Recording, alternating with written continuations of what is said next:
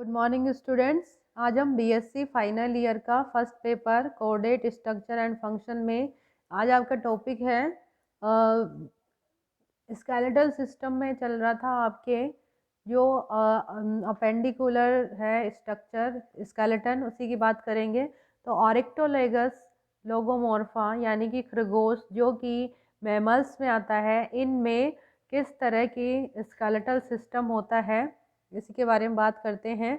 तो फर्स्ट है, इसमें जो अग्रपाद होते हैं उसमें कौन सी गर्डल्स हैं, बोन्स हैं आती है। तो फर्स्ट हम बात करते हैं इस पेक्टोरल गर्डल। पेक्टोरल गर्डल का पहले डायग्राम देख लीजिए किस तरह से है। पेक्टोरल गर्डल में निम्न संरचनाएं पाई जाती है। ये मेनली इसमें स्ट्रक्चर जो होता है scapula, super scapula and clavicle coracoid structure पाई जाती है। तो यहाँ पर एंटीरियर रीजन में सुपरा स्केपुला, स्केपुला एंड इनके बीच में एक स्पाइनस स्ट्रक्चर होता है, glenoid border, metacromion process, coracoid border, coracoid process, glenoid cavity जो कि आगे रेडियस अल्ना से इसको वाइन जोड़ने में काम आती है। एक्रोमियम प्रोसेस पाया जाता है। तो इसकी स्ट्रक्चर देखें तो यह भी अन्य कशेरुकियों की भांति दो अर्धांशों से बनी होती है। प्रत्येक अर्धांश में एक छोटी क्लेविकल और एक बड़ी स्केपुला कोरेकोइड पाई जाती है। क्लेविकल पतली लंबी सलाखा समान एक वक्र अस्थि होती है जो एक सिरे द्वारा स्टर्नम के मैन्यूब्रियम से व दूसरे सिरे से स्केपुला के एक्रोमियन प्रवर्ध से जुड़ती है। सेकंड स्ट्रक्चर स्केपुला कोरेकोइड, यह चपटी लंबी त्रिभुजाकार अस्थि होती है। इसका शीर्ष नीचे से आगे की ओर दर्शित होता है। यह ग्लिनोइड गुहा में समाप्त होता है जिसमें ह्यूमरस का सिर भाग फिट होता है। ग्लिनोइड गुहा के ऊपर झूलता हुआ एक छोटा सा हुक समान कोरेकोइड प्रवर्ध कोरेकोइड अस्थि के अवशेषी अंश के रूप में पाया जाता है। इसके पुला की बाह्य सतह पर एक ऊर्ध्व कंटक स्पाइन होता है। इसके द्वारा अग्र पृष्ठ और पृष्ठ अधर भागों में विभाजित हो जाता है। इस कंटक पर पेशियां संलग्न होती है। यह कंटक नीचे की ओर एक्रोमियन प्रोसेस के रूप में समाप्त होता है जैसा चित्र में दिखाया गया है। इसी भाग के पीछे की ओर एक बड़ा मेटाक्रोनियम प्रोसेस होता है। इसके पुला का जो भाग होता है ऊपरी कशेरुकियों के पृष्ठीय किनारे पर एक पतली उपास्थि पट्टी द्वारा होता है जिसे सुप्रा स्केपुला कहते हैं। फोर लिम्स की जो बोन्स है वह है फर्स्ट ह्यूमरस। ऊपरी भुजा की यह शलाका रूपी दृढ़ अस्थि होती है। इसके अग्र सिरे पर एक गोलाकार हेड होता है जो ग्लिनोइड कैविटी में फिट होता है। इसके निकट ही एक गुरु उभार और एक लघु उभार greater tuberosity and lesser tuberosity उभार होते हैं जो कि आगे बोन्स में जोड़ने में सहायता करते हैं। अगर ह्यूमरस की स्ट्रक्चर देखें तो इस प्रकार से है। एंटीरियर एंड पर बेसिपिटल फोसा पाया जाता है। Lesser tuberosity, greater tuberosity, head region, deltoid ridge, shaft, olecranon process, supra olecranon foramen, trochlear पाई जाती है। इनमें जो ट्यूबरोसिटी का क्षेत्र होता है भीतर की ओर स्थित होता है। इन दोनों ऊपर उभारों के मध्य में एक खांच पाई जाती है। अग्र सिरे की ओर एक पीछे की ओर डेल्टोइड रिज जिसे कहते हैं, जैसा मैंने डायग्राम में बताया था, डेल्टोइड रिज जो है वह पाई जाती है जिस पर भुजा की पेशियां संलग्न होती है। ह्यूमरस के पश्च सिरे पर गिर्री समान ट्रोकेलिया भाग अल्ना अस्थि से संधि बनाने हेतु उपस्थित होता है। इसके ठीक ऊपर दो फोसा पाए जाते हैं। इसके मध्य सुप्रा ट्रोकेलियर फोरेमन पाया जाता है। उपरोक्त दोनों फोसा या खांच अग्र कोरेकोइड फोसा जो कि एक छोटी व पश्च ओलेक्रोनन खांच अपेक्षाकृत बड़ी पाई जाती है। इसमें अल्ना का ओलेक्रोनन प्रोसेस फिट होता है। सेकंड है रेडियस अल्ना। रेडियस अल्ना की स्ट्रक्चर देखें, इस प्रकार से दो बोन्स आपस में फ्यूज्ड होती है। प्रोक्सिमियल एंड ओलेक्रोनन प्रोसेस सिग्मोइड नोच, radial pre axial and ulna post axial, distal end epiphysis इसमें पाया जाता है। रेडियस अल्ना में जो ऊपरी भाग के आगे की ओर अस्थि में दो अलग अलग अस्थियां पाई जाती है जो साथ साथ समेकित अवस्था में उपस्थित होती है। रेडियस छोटी और वक्र अस्थि होती है जो अल्ना के आगे को स्थित होती है। अल्ना पीछे की ओर स्थित होती है जो आगे की ओर ओलेकरोनन प्रोसेस के रूप में बढ़ी रहती है। इसके ठीक नीचे सिग्मोइड नोच पाई जाती है जिसमें ह्यूमरस का ट्रोकिलियर भाग फिट होता है।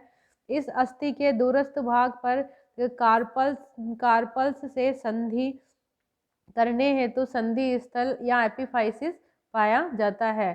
थर्ड बोन ऑफ 4 फुट और हैंड की कलाई भाग में 9 कार्पल्स अस्थियां होती है जो 2 पंक्तियों में व्यवस्थित होती है।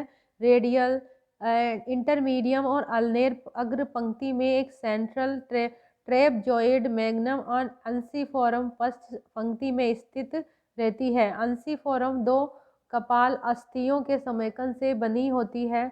एक सेस्मोइड बोन्स पिसिफोरम कॉर्पस के पश्च स्थित होती है। 5 लंबी मेटाकार्पल और 5 अंगुलियां जिनमें 2 3 3 3 3 का कॉम्बिनेशन अंगुलास्थियां होती है पाई जाती है। अंतिम सिरे पर नख पाया जाता है जैसा कि यहाँ पर डायग्राम में दिखाया गया है। यहाँ पर रेडियस अल्ना बोन्स आगे यहाँ पर intermedium ulnare and radial trapezium central uniform magnum phalanges trapezoid metacarpals claws उपस्थित होते हैं इस संरचना में। Next is pelvic girdle. Pelvic girdle यह 2 अर्धांशों से बनी, जैसा कि पेक्टोरल गर्डल में होता है, बनी अस्थि होती है जो देह के मध्य अधरतः स्थित होती है और सैक्रम कशेरुका से जुड़ी रहती है। इसके प्रत्येक अर्धांश या आस इनोमिनेटस में इलियम इस्चियम प्यूबिस 3 अस्थियां पाई जाती है जो परस्पर मिलकर यह अस्थि बनाती है हिप्स बोन। इसमें बाह्य मध्य सतह पर एसिटाबुलम स्थित होता है जिसमें फीमर का शीर्ष फिट होता है।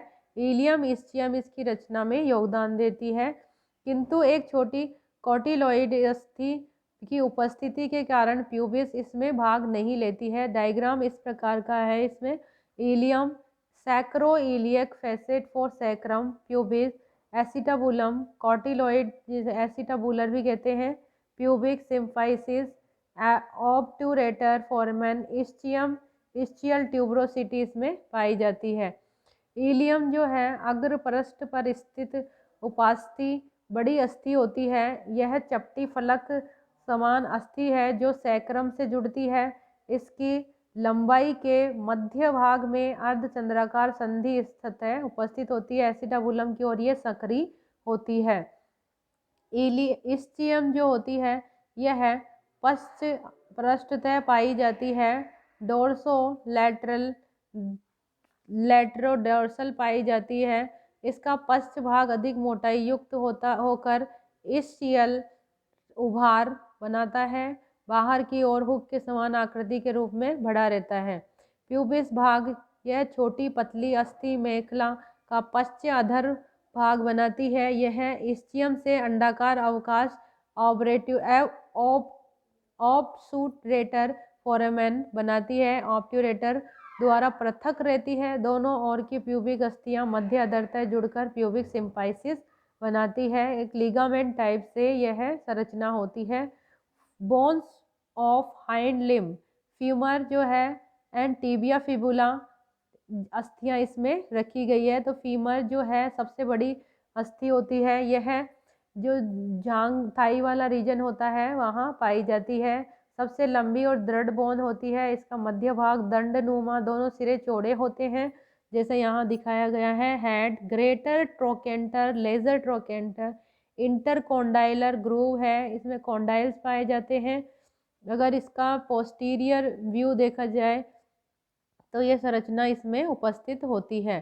फीमर जो है सबसे बड़ी बोन होती है। अग्र सिरे पर अत्यंत विकसित सिर एसिटाबुलम से संधि हेतु पाया जाता है। इस सिरे पर ही 3 उभार ग्रेटर ट्रोकेंटर, लेजर ट्रोकेंटर, तृतीय ट्रोकेंटर पाया जाता है जो पेशियों से संलग्न होने के केंद्रक होते हैं। शीर्ष और ग्रेट ट्रोकेंटर के मध्य गहरी खांच बाइसिपिटल फोसा पाया जाता है। फीमर के दूरस्थ सिरे पर गिर्री समान संरचना पाई जाती है जो दो पार्श्व कंदुकों के मध्य अंतर कंदुकी खांच बनी होती है। यह सिरा टिबिया फिबुला से संधि बनाता है।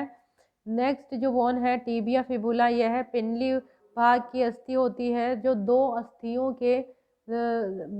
दो अस्थियां बड़ी और दृढ़ टिबिया और छोटी व पतली फिबुला के जुड़ने से बनती है। इन अस्थियों के अग्र सिरे पर मुक्त किंतु पश्च सिरे यो संयुक्त होते हैं। इसके अग्र सिरे पर नेमियल क्रेस्ट पाया जाता है। यह सिरा तीखा होता है, इस पर दो खांच उपस्थित होती है। फीमर से संधि करता है। पश्च सिरे पर टार्सल से संधि बनाने हेतु संधि सतह इसमें पाई जाती है।